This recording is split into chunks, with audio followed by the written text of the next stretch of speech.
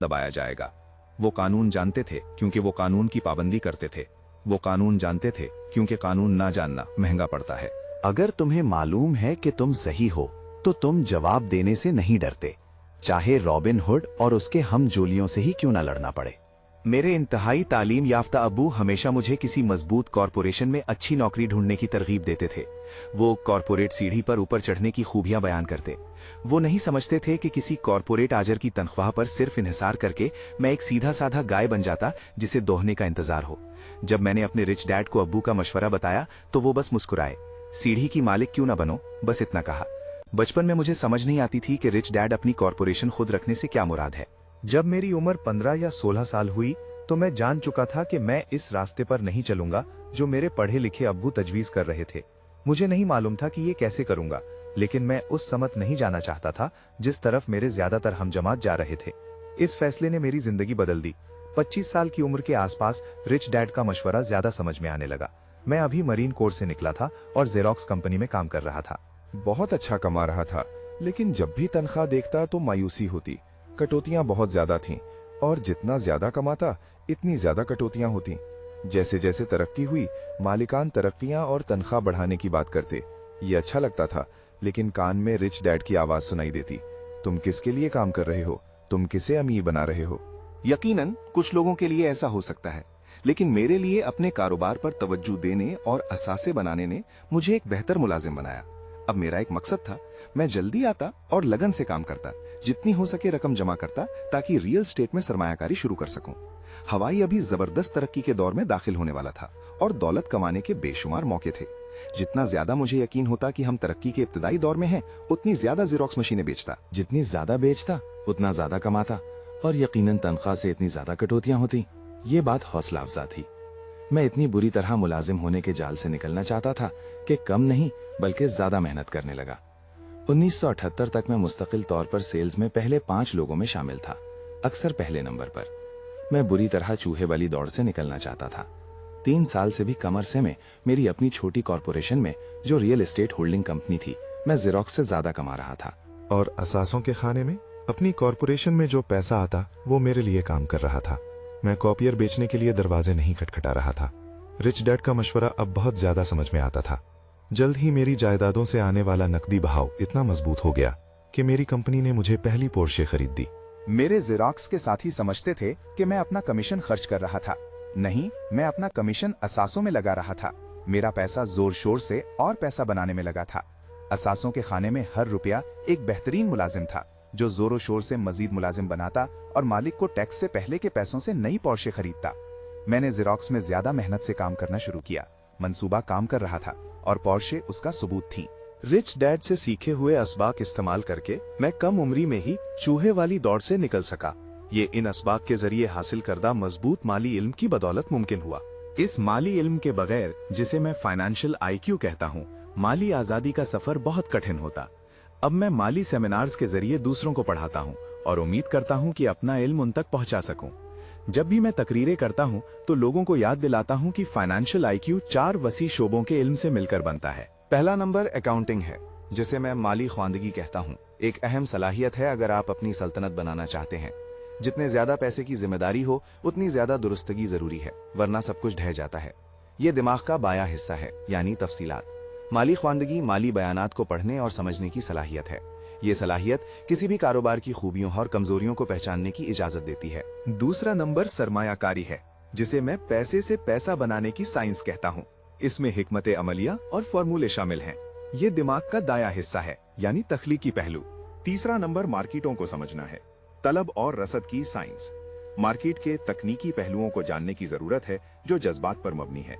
जैसे कि 1996 के क्रिसमस पर टिकल मी एल्मो गड़िया जज्बात की मार्केट की एक मिसाल थी। दूसरा मार्केट का पहलू बुनियादी या इक्तिसादी मानों में है। क्या सरमायाकारी मौजूदा मार्केट हालात के पेश नजर समझ में आती है या नहीं। बहुत से लोग समझते हैं कि सरमायाकारी और मार्केट समझने के तसव्वुरात बच्चों के लिए बहुत पेचीदा हैं। वो नहीं देखते कि बच्चे ये मज़ामीन बदीही तौर पर समझते हैं। जो लोग एल्मो गुड़िया से वाकिफ नहीं, ये एक सेसमी स्ट्रीट का किरदार था जिसे बच्चों के दरमियान क्रिसमस से जरा पहले खूब पजीराई मिली। तकरीबन तमाम बच्चे चाहते थे और इसे अपनी क्रिसमस की फहरिस्त में सबसे ऊपर रखा। बहुत से वालदैन को शक था कि कंपनी ने जानबूझकर क्रिसमस तक इश्तिहार देते हुए मसनू बाजार से बाहर रखी। तलब बहुत ज्यादा और रसद कम होने से हंगामा बरपा हो गया। दुकानों में गुड़िया ना मिलने पर ब्लैक मार्केट वालों ने परेशान वालदैन से मोटी कमाई का मौका देखा। जो बदकिस्मत वालिदैन गुड़िया ना पा सके, उन्हें कोई और खिलौना खरीदना पड़ा। टिकल मी एल्मो गुड़िया की हैरत अंगेज मकबूलियत मेरी समझ में तो ना आई, लेकिन ये तलब और रसद की माशियात की बेहतरीन मिसाल है। यही कुछ शेयर, बॉन्ड, रियल एस्टेट और बेसबॉल कार्ड की मार्केटों में होता है। चौथा नंबर कानून है। मिसाल के तौर पर अकाउंटिंग, सरमायाकारी और मार्केटों की तकनीकी महारतों के इर्द गिर्द कॉरपोरेशन का इस्तेमाल धमाका खेज तरक्की में माविन हो सकता है। जिस शख्स को टैक्स फवायद और कॉरपोरेशन के जरिए मिलने वाले तहफ़्फ़ुज़ का इल्म हो, वो किसी मुलाजिम या अकेले छोटे कारोबारी मालिक के मुकाबले में बहुत तेजी से अमीर हो सकता है। ये फर्क उस शख्स और कार में सफर करने वाले शख्स जैसा है। तवील मुद्दती दौलत के मामले में ये फर्क बहुत गहरा है। पहला, टैक्स के फवायद। कॉरपोरेशन वो बहुत सी चीजें कर सकती है जो एक फर्द नहीं कर सकता, जैसे टैक्स अदा करने से पहले खर्चात अदा करना। ये एक पूरी महारत का शोबा है जो बहुत दिलचस्प है, लेकिन इसमें जाने की जरूरत इसी वक्त है जब आपके पास खासे असासे या कारोबार हो। मुलाजमीन कमाते हैं, टैक्स देते हैं और फिर जो बचता है उस पर गुजारा करते हैं।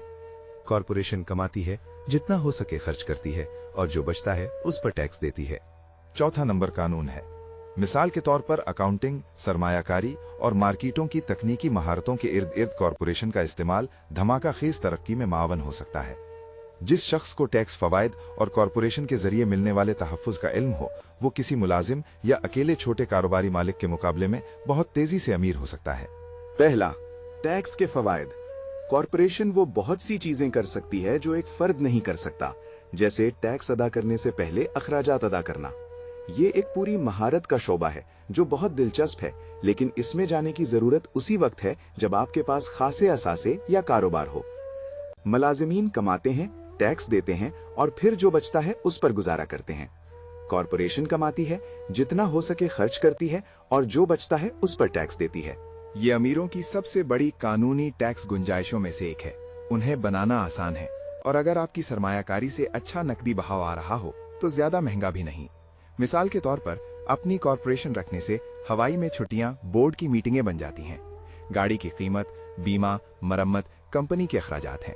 हेल्थ क्लब की रुकनियत कंपनी का खर्चा है। ज्यादातर रेस्तोरों के खाने जुजवी अखराजात हैं और इसी तरह आगे। लेकिन ये सब कानूनी तौर पर टैक्स से पहले के पैसों से करें। दूसरा, मुकदमात से तहफ़्फ़ुज़। हम एक मुकदमा बाजी के मुआशरे में रहते हैं। हर कोई आपकी कमाई में हिस्सा चाहता है। अमीर लोग अपनी ज्यादातर दौलत कॉरपोरेशन और ट्रस्ट जैसे जराये में छुपाते हैं ताकि कर्ज ख्वाहों से असासों को बचा सकें। जब कोई किसी अमीर फर्द पर मुकदमा करता है तो अक्सर कानूनी तहफ़्फ़ुज़ की कई परतों का सामना होता है और अक्सर पता चलता है कि वो अमीर शख्स असल में किसी चीज का मालिक नहीं। गरीब और मुतवस्सत तबका सब कुछ अपना रखने की कोशिश करता है और हुकूमत को या मुकदमा करने वाले हमवतनों को गवा देता है, जो रॉबिन हुड की कहानी से सीखे हैं।